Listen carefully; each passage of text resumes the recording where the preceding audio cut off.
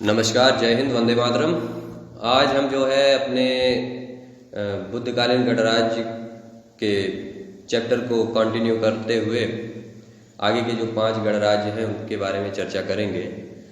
तो पहला जो हमारे पास आ रहा है गणराज वो है कुशीनारा के मल्ल। कुशीनारा के मल्ल भी एक गणराज था जो कि हमारे उत्तर प्रदेश के देवरिया जिले में स्थित था। देवरिया जिला का एक कसया नामक स्थान है, वहीं पर इनका स्थान था, वहीं पर ये सब लोग बसे हुए थे। वाल्मीकि रामायण मेन रामायण जो है वो वाल्मीकि द्वारा लिखा गया है। रामचरितमानस तो उनको आधार बनाकर अपनी तरफ से जो है तुलसीदास जी ने संस्कृत निष्ठ अवधी भाषा में रामचरितमानस लिख दिया था। आज बहुत ज़्यादा प्रसिद्ध है। तो वाल्मीकि रामायण मेन है। वाल्मीकि रामायण में मल्लों को, जो कि ये मल्ल है, कुशीनारा के मल्ल, पावा के मल्ल जो भी हैं, ये कहे जाते हैं कि ये लक्ष्मण के पुत्र चंद्रकेतु मल्ल के वंशज थे। ठीक है, तो आपसे अगर पूछ लिया जाए, सवाल बन जाए अगर प्रश्न वहाँ पर परीक्षाओं में कि कुशीनारा के मल्ल किसके वंशज थे या किसके वंशज थे, ऐसा कौन सा ग्रंथ बता रहा है, तो आप बताएंगे वाल्मीकि रामायण या और क्या कहते हैं लक्ष्मण के पुत्र चंद्रकेतु मल्ल के ये सब लोग वंशज थे। तो ऐसे भी बहुत सारे प्रश्न बन सकते हैं। अब मैप में देखते हैं कि ये कुशीनारा के मल्ल किस जगह से संबंधित क्षेत्र था, वो कहाँ स्थित था। तो देखिए देवरिया जिला आपको दिखाई पड़ रहा है मैप के पोर्शन में, जो मैप है बना हुआ उत्तर प्रदेश का मैप, लास्ट में एकदम बिहार उत्तर प्रदेश के बॉर्डर पर ये देवरिया जिला है। और कुशीनारा के मल्लों का जो क्षेत्र है वो कुशीनगर क्षेत्र में भी था, जो कि आज का वर्तमान कुशीनगर आपका जो जनपद है, और एयरपोर्ट की भी सुविधा है यहाँ पर कुशीनगर में। तो हमको देवरिया जिले के बारे में बात करनी है। तो देवरिया जिले में ये गणराज स्थित था। चंद्रकेतु मल्ल के वंशज ये कहे जाते हैं। और अगर देखा जाए तो देवरिया जिले में ही ये दूसरा जो गणराज्य है पावा के मल्ल, इनका भी क्षेत्र यहीं स्थित था। और देवरिया जिले के पडरौना नामक स्थान पे, ये कसया नामक स्थान पर स्थित थे और ये पडरौना नामक स्थान पर स्थित थे। जिला देवरिया ये था, ठीक है, और थोड़ा बहुत उसके आसपास का जो जिला होगा, लेकिन मेन जिला आपका देवरिया ही रखा जाएगा। मल्ल जो थे, जो पावा के मल्ल थे, वो सैनिक प्रवृत्ति के लोग थे, लड़ने भिड़ने वाले प्रजाति के लोग थे। ये ऐसा गणराज था इनका। परंतु ये अजात शत्रु के शक्ति के सामने कुछ नहीं थे। भुनगा जिसको कहते हैं, कीड़ा जो होता है, भिनगा भुनगा जो भी है, उस टाइप के ये लोग थे। और अजात शत्रु से डर कर इन्होंने क्या किया था, वज्जी संघ से जाकर संघ में शामिल हो गए। वज्जी संघ जो कि जैसे आज का जो है सब लोग सार्क कहते हैं, नाटो कहते हैं, और आसियान कंट्रीज का जो है ग्रुप है। तो इसी प्रकार से हमारे आज के हजारों साल पहले हमारे देश में जो है गणराज्यों ने भी अपना जो है एक संगठन बना रखा हुआ था, संघ बना रखा हुआ था। किस लिए? व्यापार के लिए, प्रशासन शासन में मदद मिल जाए, सुरक्षा हो जाए एक दूसरे की, इसलिए ये जो है संघ बनाते थे। और इस संघ को वैशाली के लिच्छवी लोग जो है वो लीड करते थे। वैशाली के लिच्छवियों के बारे में बात आगे मैं करूँगा इस वीडियो में। तो होता क्या है कि अजात शत्रु से डरकर ये लोग जाते हैं, संघ में शामिल हो जाते हैं, वज्र संघ में, ठीक है। और जैसे आज नाटो वाटो है, ये इसमें जाकर कोई शामिल हो जाए तो सुरक्षा मिल जाती, तो उसी प्रकार से वज्जी जो है जाकर मिल गए थे। उसमें वज्जी में जाकर ये लोग मिल गए, मल्ल लोग। परंतु अजात शत्रु के सामने ये सब लोग कुछ कार्य जो है इनका जो है कमाल कुछ दिखा नहीं पाए, और वज्जियों को जो है हराने के बाद वज्जी संघ जो है निस्तेवार नाबूद कर दिया गया। मेन जो लीड करता है उन्हीं को जब हरा देंगे तो इसके बाद निस्तेवार नाबूद हो ही जाएगा। तो लिच्छवियों को जैसे हराया अजातशत्रु ने, फिर इसके बाद इनकी बारी आ गई मल्लों को, तो फिर मल्लों को अच्छे से रगड़ा अजातशत्रु ने। खैर, ये तो हो गया कुशीनारा के मल्लों के बारे में और पावा के मल्लों के बारे में। इनका क्षेत्र देवरिया जिला उत्तर प्रदेश का, कुशीनगर का क्षेत्र, इसी क्षेत्र में ये सब लोग बसे हुए थे, ठीक है। और ये वज्जी संघ से मिलकर रहते थे, मतलब कि उसी के संघ का एक पार्ट थे ये सब। आगे चलते हैं। आगे चलने से पहले आपको थोड़ा सा मैं बता दे रहा हूँ कि ये जो बुद्ध की शयन मूर्ति आप देख रहे हैं, ये भी एक आकर्षण का केंद्र है वहाँ पर, और लोग वहाँ पे परिक्रमा करने जाते हैं, प्रदक्षिणा करने जाते हैं, पूजा पाठ करने जाते हैं, जो बौद्ध धर्म से आस्था रखते हैं। बौद्ध धर्म का गढ़ माना जाता है कुशीनगर। यहाँ पे स्तूप भी है। और ठीक है, तो आगे चलते हैं फिर।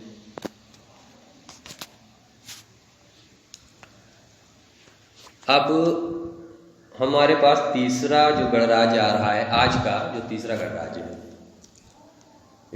इसके पहले के वीडियो को मैं कह रहा हूँ कि आप लोग देख लीजिएगा। उसमें 5 गणराज्यों के बारे में बात की गई है और आज के समय में क्या स्पेशल चीज़ें हैं वहाँ पर, उनके बारे में बात की गई है। तो आज हमारा जो तीसरा गणराज्य है वो पीपली वन के मौर्य। पीपली वन के मौर्य, ये जान लीजिए कि इन्हीं के वंशज थे ये मौर्य वंश वाले। ठीक है। उत्तर प्रदेश के गोरखपुर का नाम आप सब लोग सभी जानते होंगे। हमारे मुख्यमंत्री श्री योगी आदित्यनाथ जी वहीं से बिलोंग करते हैं। हालांकि वो उत्तराखंड के हैं, लेकिन जब उन्होंने संन्यास ग्रहण किया, योगी बने, तो वो यहीं पर आ गए गोरखधाम, गोरखपुर। नाथ संप्रदाय से जुड़े हुए हैं।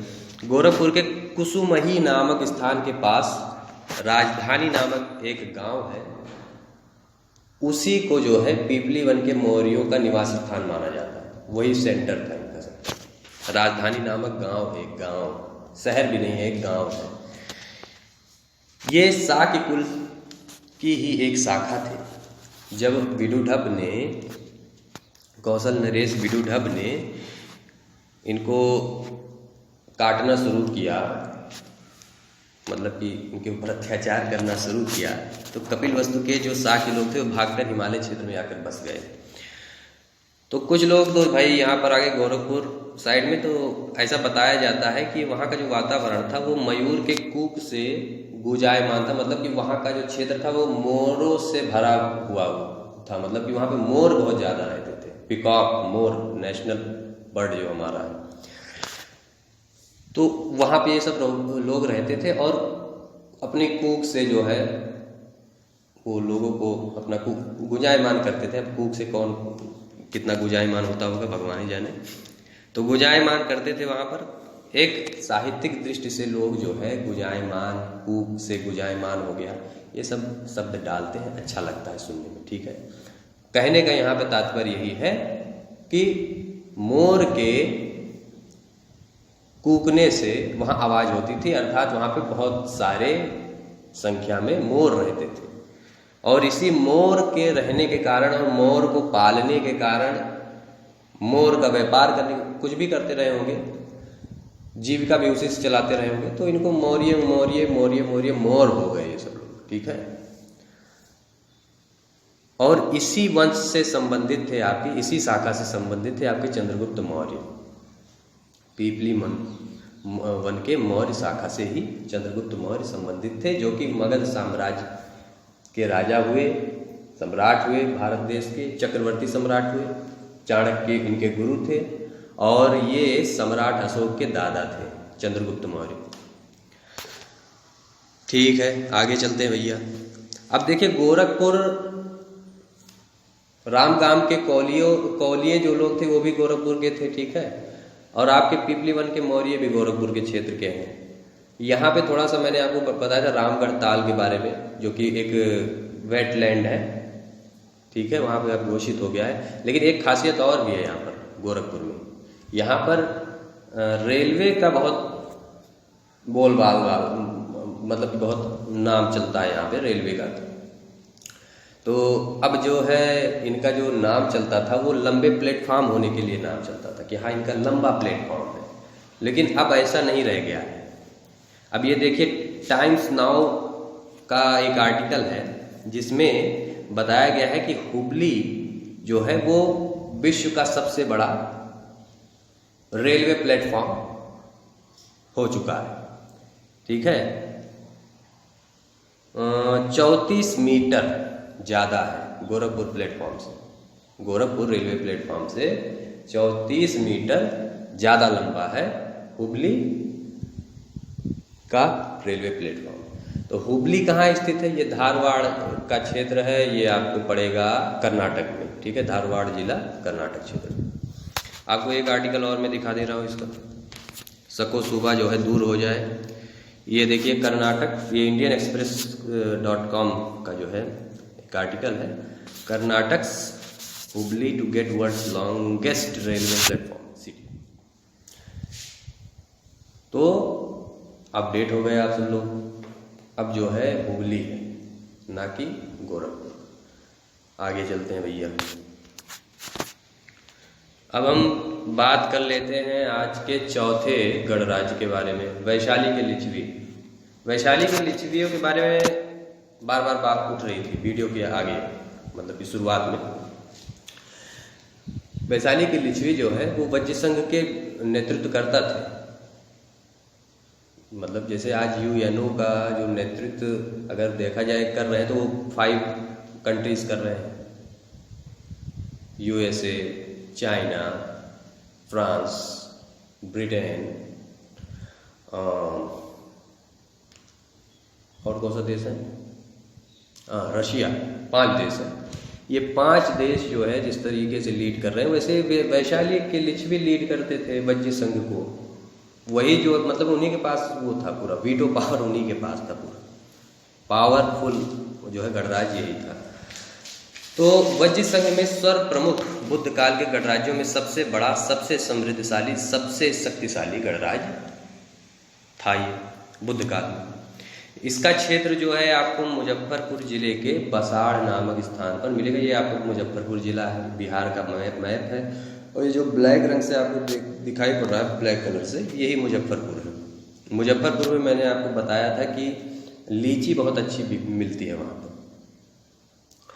अच्छा, अब बसाड़ नामक स्थान पर, मतलब मुजफ्फरपुर के बसाड़ नामक स्थान पर ये जो आपके वैशाली के लिच्छवी, इनका सेंटर था वहाँ पर।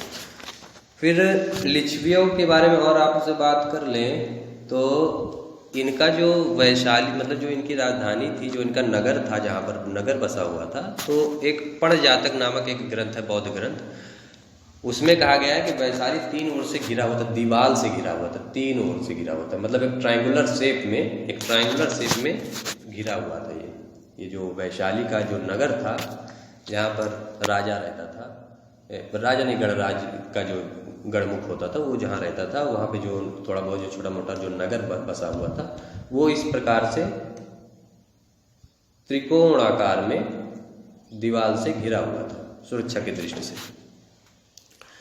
अच्छा, लिच्छवियों ने एक कार्य किया था भगवान बुद्ध के लिए महावन में एक प्रसिद्ध कूटशाला बनवाया था।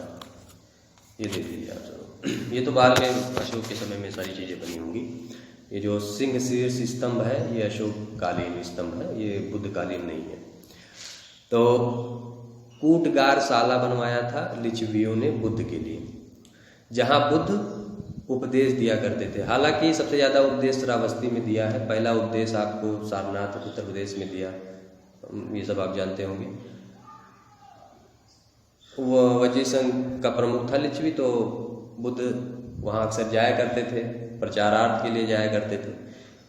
तो वैशाली के लिच्छवियों ने उनके लिए क्या कर दिया था, महावन में एक कूटगारशाला बनवा दिया था। वहाँ पे जब भी जाते थे वहाँ पे ये उपदेश दिया करते थे, अपना प्रचार प्रसार किया करते थे।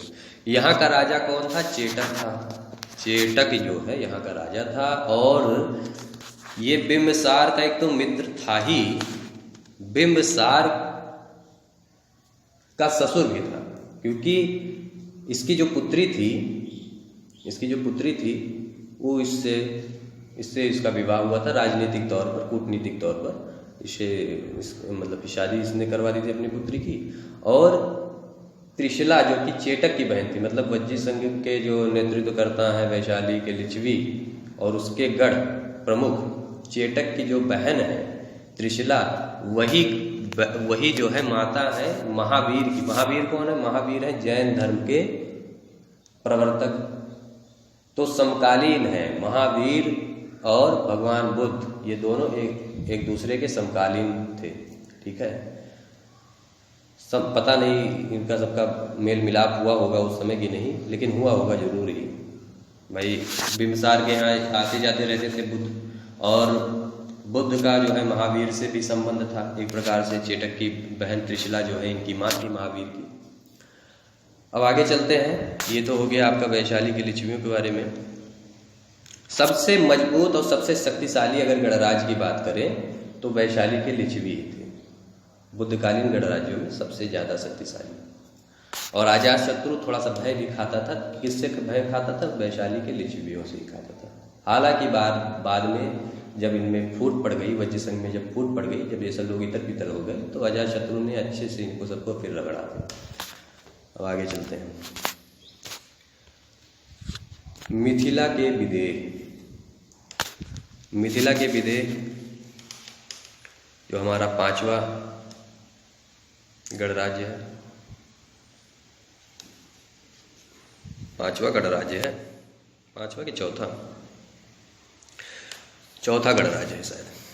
स्थल की पहचान, मतलब मिथिला के विदेह के स्थल की पहचान जो है वो भागलपुर दरभंगा जिले से किया गया है। ये देखिए यहाँ पे आपको भागलपुर दरभंगा दिखाई पड़ गई है। देखिए ये जो है ये भागलपुर दरभंगा है।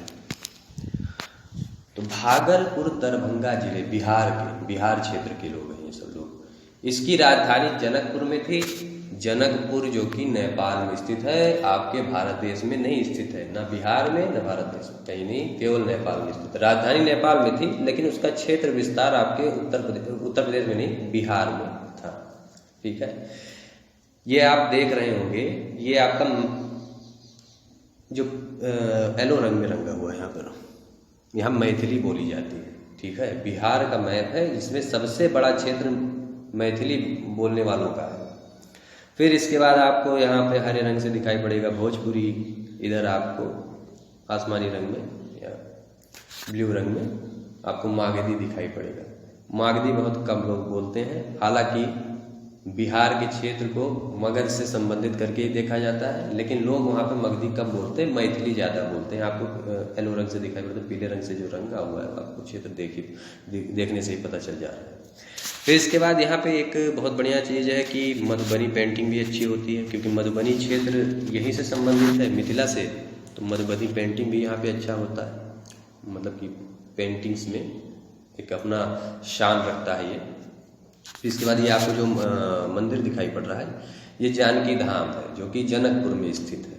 ठीक है, और ये मैप में आप देख लीजिए कि जनकपुर कहाँ स्थित है। ये देखिए जनकपुर यहाँ पे स्थित है, नेपाल में। तो अब थोड़ा सा हम मिथिला के विदेहों के बारे में जानकारी लें। क्षेत्र तो मैंने आपको बता दिया कि भागलपुर दरभंगा जिले जो कि बिहार में स्थित है, वही भूभाग पे इनका क्षेत्र विस्तार हो रखा था। प्रारंभ में ये जो मिथिला के विदेह हैं ये राजतंत्र शासन में शासित किए जाते थे, मतलब शासन सत्ता जो भी चलती थी ये राजतंत्र रूप में चलती थी। और यहाँ के जो राजा थे वो राजा जनक थे, आप जानते हैं, सीता महारानी के पिता। बहुत दार्शनिक प्रवृत्ति के व्यक्ति थे ये, दर्शन और तर्क करने में आगे, तो दार्शनिक प्रवृत्ति के राजा थे ये। परंतु बाद में क्या होता है कि ये राजतंत्र से परिवर्तित होकर गणराज्य में परिवर्तित कर दिया जाता है। अब कोई कारण रहा होगा। ये भी वज्र संघ के एक सदस्य थे, वज्र संघ के एक सदस्य पावा केमल। फिर इसके बाद आपका वैशाली के लिच्छवी तो थे ही। फिर इसके बाद आपके मिथिला के विदेह भी जो है वज्र संघ के ग्रुप में शामिल हैं। तो एक कई गणराज्यों का जो है संघ था, वो अपने सुरक्षा के लिए, अपने व्यापार के लिए, अपने शासन प्रशासन के लिए वो एक संघ बनाकर एकजुट रहते थे। और बुद्ध काल में मिथिला जो है वो एक व्यापारिक केंद्र भी था, व्यापारिक केंद्र था। जैसे आपका बॉम्बे है, सूरत है आज का व्यापारिक केंद्र, वैसे ही मिथिला भी था व्यापारिक केंद्र। कुछ रहा होगा वहाँ पे, अच्छी चीज़ें बिकती रही होंगी उस समय में। और कौशल राज्य जो कि राजतंत्र था, जो कि उस समय बहुत बड़ा राज्य था। वहाँ के जो नागरिक हैं वो व्यापार करने के लिए यहाँ आते थे, अपना माल बेचते थे। कहाँ लेकर आते थे, बेचते थे? मिथिला में आते थे, मिथिला के विदेह। एक तो देखिए ये जो मैप आपको दिखाई पड़ रहा है, ये मिथिला राज्य के बारे में बात कर रहे हैं। ये कुछ लोग हैं जो है कि मिथिला का एक अलग राज्य ही मांग रहे हैं, बिहार से अलग एक अलग राज्य मांग रहे हैं, क्योंकि बहुत बड़ा क्षेत्र है मैथिली बोलने वालों का। बिहार का लगभग आधा से ज़्यादा भाग जो है मैथिली बोलता है। तो उनका मांग है, कुछ लोगों का मांग है कि उनको जो है एक अलग सेपरेट जो है राज्य दे दिया जाए। तो ये उनका मैप है भाई, देख लीजिएगा। आपको अगर देखना होगा तो रोक कर जो है पूरे जिले को देख लीजिएगा। चलिए आगे चलते हैं। आगे क्या चले, हो गया ये। अच्छा, तो अब जो है मैं जो तीसरा वीडियो लेकर आऊँगा उसमें गणराज्यों के शासन प्रशासन के बारे में बात करेंगे। और ये 5 और इसके पहले के वीडियो में जो 5 थे उनको मिलाकर 10 गणराज्य हो गए। 10 गणराज्यों के बारे में बात कर लिया गया। इससे ज़्यादा और कोई गणराज्य पूछे नहीं जाते हैं, यही मेन 10 गणराज्य थे। इसके बाद मैं जो तीसरा वीडियो लेकर आऊँगा शासन प्रशासन को बताकर फिर इसको ख़त्म करूँगा, और फिर आगे देखते हैं क्या किया जा सकता है। तब तक के लिए आप लोग तैयारी करते रहें, खुश रहें और भारत माता की जय बोलते रहें। वंदे मातरम, जय माता दी।